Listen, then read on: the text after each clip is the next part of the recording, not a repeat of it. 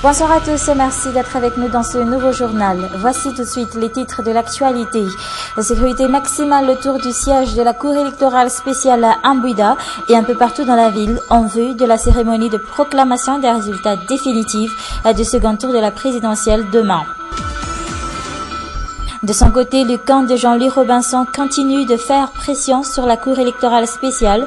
Un comité pour la défense du choix du peuple, le KMSB, comme en 2002, devrait être mis en place dans les prochains jours. C'est ce qu'a en tout cas déclaré Jean-Louis Robinson ce matin au Maghreb-Béorique.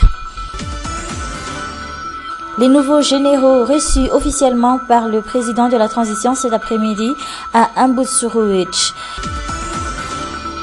Et dans les actualités internationales, victoire écrasante du oui en Égypte, la route se dégage pour le général Al-Sisi à la présidentielle.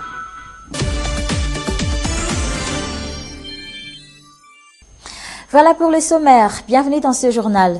Les forces de l'ordre sur le qui-vive. Une veillée d'armes est déjà lancée dans les casernes.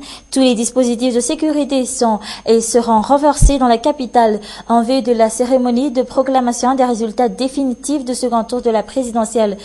Demain, ce matin, des hauts responsables des forces de l'ordre se sont déplacés à Ambuida justement pour discuter de ce climat sécuritaire un peu tendu. Aramis Aragodbe, Inzar Indiansur. Les hauts responsables de la sécurité au siège de la Cour électorale spéciale.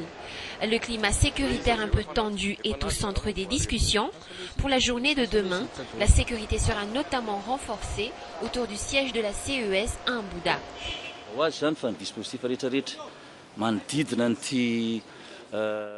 Le dispositif de sécurité autour et à l'intérieur de la Haute Cour constitutionnelle sera renforcé pour éviter toute tentative de trouble.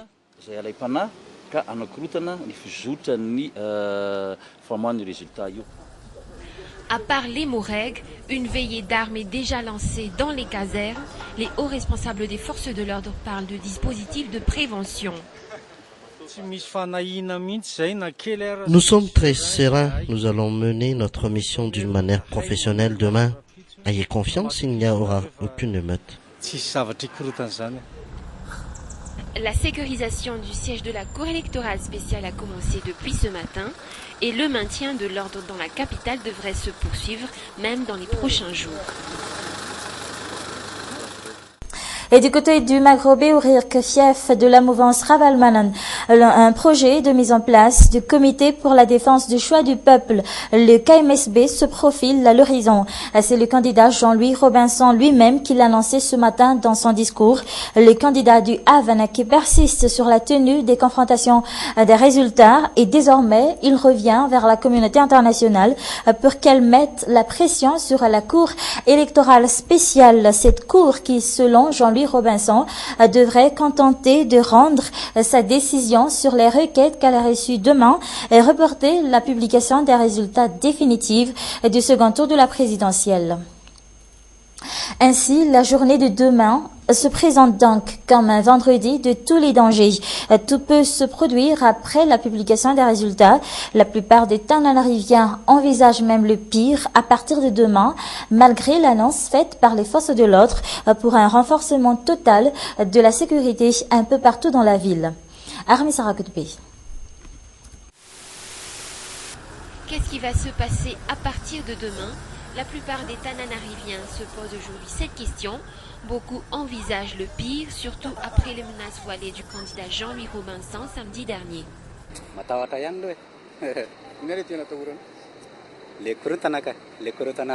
La situation me fait un peu peur. J'ai surtout peur des troubles après la proclamation des résultats de la présidentielle. Je pense que les deux camps ne vont jamais accepter s'ils perdent. La situation se complique, du coup, j'ai des mauvais pressentiments. Que ce soit l'un ou l'autre, campe sur sa position. Des troubles post-électoraux, ceux que nous avons interrogés sont contre le retour de la violence dans la capitale ou ailleurs. Tout le monde doit rester calme, qu'un président élu du peuple soit à la tête du pays. J'espère vraiment que tout le monde va accepter les résultats. manohy ny andavanandrom-piainany ny maro, manohy ny asa mandrarahany na koa ny fianarany ampitoniana. Dans les actualités en bref, l'amiral Didier Ratir peut enfin jouir de son droit en tant qu'ancien chef d'État et siéger dans son ancienne villa de Faravouj. Cette résidence qui est actuellement occupée par le service de renseignement financier ou Samifin, ce dernier qui devrait déménager dans un bâtiment public à Ankiran ou à Tanarin dans les locaux de l'UDBM.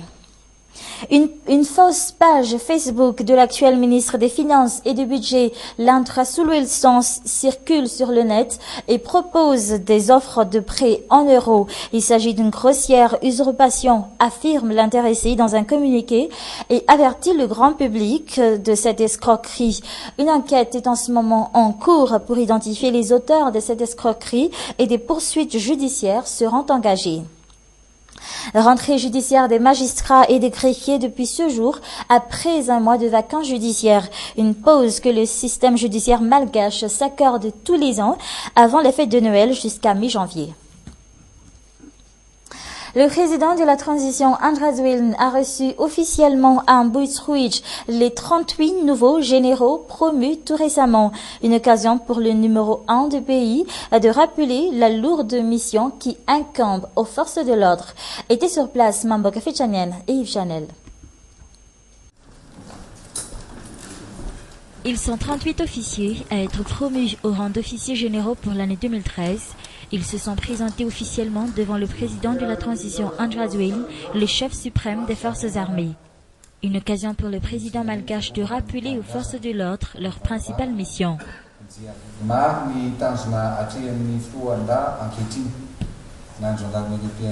De nombreux défis se présentent aux forces armées actuellement pour ne parler que de la sécurité.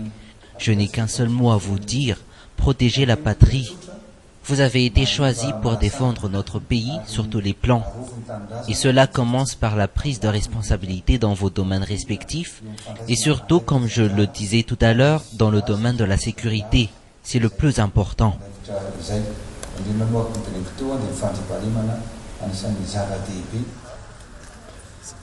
Un professionnalisme avéré, un comportement exemplaire, tels sont les critères pris en compte dans cette promotion au sein des forces armées. L'exécutif se défend d'être influencé par la politique dans son choix. Dans le reste de l'actualité, suspension des cours à l'université d'Angkat ce jour, une journée de deuil pour rendre hommage aux étudiants de Mahadiang suite aux événements de la semaine dernière. Le syndicat des enseignants-chercheurs est à l'origine de ce mouvement. Anna Morial et Yves Chanel. L'université d'Angkat en deuil, en signe de compassion pour les étudiants de l'université de Mahadiang après les échauffourées de la semaine dernière. Le syndicat des enseignants-chercheurs en est l'initiateur. En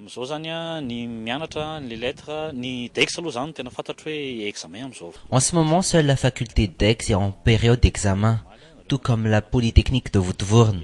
Au sein de la faculté de médecine, on n'attend plus que les résultats des examens.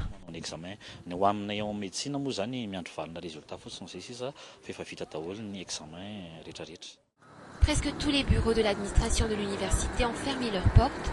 Beaucoup d'étudiants sont retournés chez eux les mains vides alors qu'ils auraient dû recevoir leur bourse d'études, comme Valérie.